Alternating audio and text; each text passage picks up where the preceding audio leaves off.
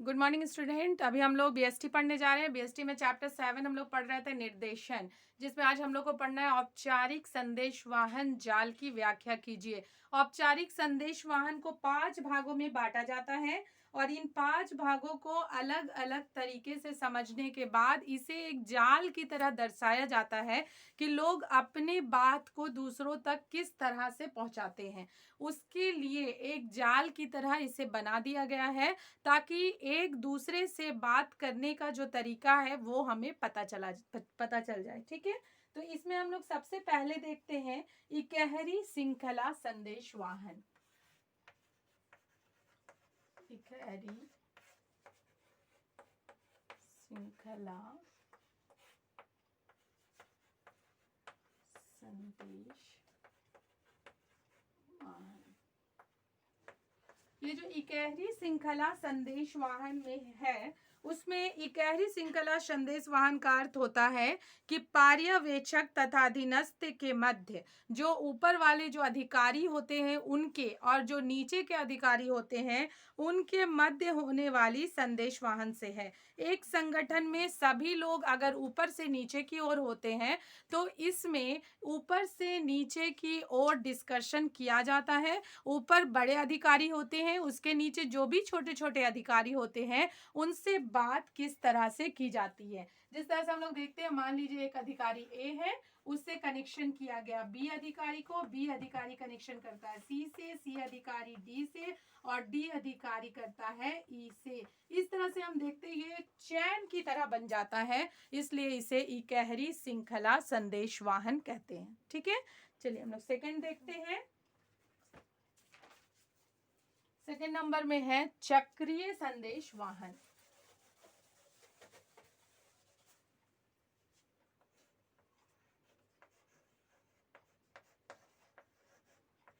चक्रीय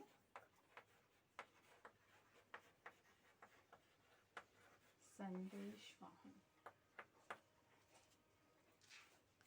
second number देखते हैं चक्रीय संदेशवाहन। इस संदेशवाहन में एक अधिकारी के सभी अधीनस्थ उनके मध्य से एक दूसरे से बातचीत करते हैं। ठीक है, चक्रीय संदेशवाहन का मतलब होता है कि एक ही चक्र में एक ही मेन अधिकारी होता है जिससे सारे अधिकारी कनेक्ट होते हैं और उसी से सब लोग बातचीत करते हैं। जैसे मान लीजिए एक अधिकारी ए है, यही अधिकारी एक दूसरे को कनेक्ट रखता है।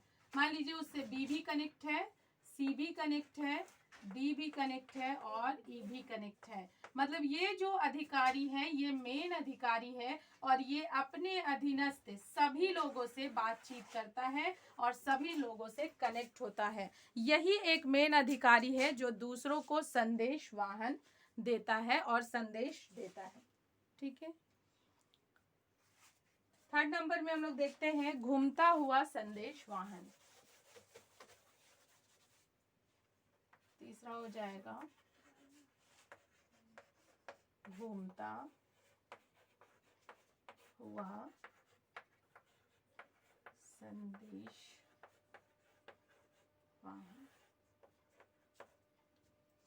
घूमता हुआ संदेशवाहन के अंतर्गत आता है यह संदेशवाहन समूह के विभिन्न सदस्यों के मध्य होता है। समूह का प्रत्येक सदस्य अपने से निकटतम सदस्य से बातचीत कर सकता है। ठीक है, जो भी उसके निकटतम सदस्य होते हैं उससे वह बातचीत कर सकता है।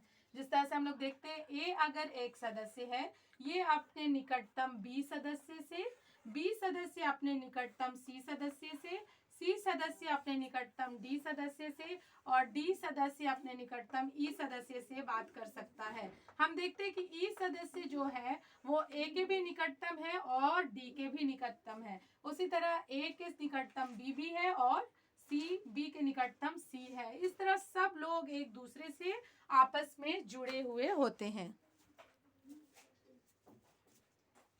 चलिए हम लोग नेक्स्ट देखते हैं मुक्त प्रवाह संदेशवाहन। फोर्थ नंबर है मुक्त प्रवाह। मुक्त प्रवाह संदेशवाहन। मुक्त प्रवाह संदेश वाहन। मुक्त प्रवाह संदेश वाहन के अंतर्गत आता है मुक्त, सब लोग एक दूसरे से बातचीत करने के लिए पूरी तरह से फ्री होते हैं। लोग एक दूसरे से सभी एक दूसरे से सीधी तरीके से बात कर सकते हैं। देखिए जैसे ए है, बी से भी बात कर सकता है, सी से भी बात कर सकता है, डी से भी बात कर सकता है और ये ई से भी बात कर सकता है। इसके बाद भी सब लोग एक दूसरे से बात करने के लिए बिल्कुल फ्री होते हैं। इन्हें सबसे एक दूसरे से कनेक्शन रहता है। ये मुक्त प्रवाह होता है, इसमें कोई भी अधीनस्थ नहीं होता कि इससे वो बात नहीं कर सकता, बल्कि बड़ा अधिकारी भी जो होता है वो छोटे अधिकारियों से, कर्मचारियों से बात करके अपने बात को उस तक पहुंचाता है ताकि वो लोग अच्छे से कार्य कर सकें। चलिए नेक्स्ट लास्ट देखते हैं हम लोग, अधोमुखी संदेश वाहन। 5वां नंबर है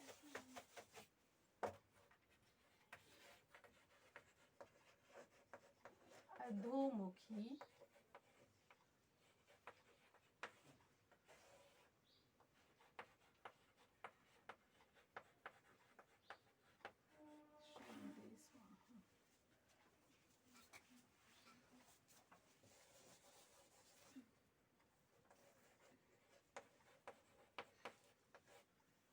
अधोमुखी संदेश वाहन के अंतर्गत आता है। इस संदेश वाहन के अंतर्गत अधीनस्थ को अपने अधिकारियों से सीधे ही संदेश वाहन करने की अनुमति प्रदान होती है।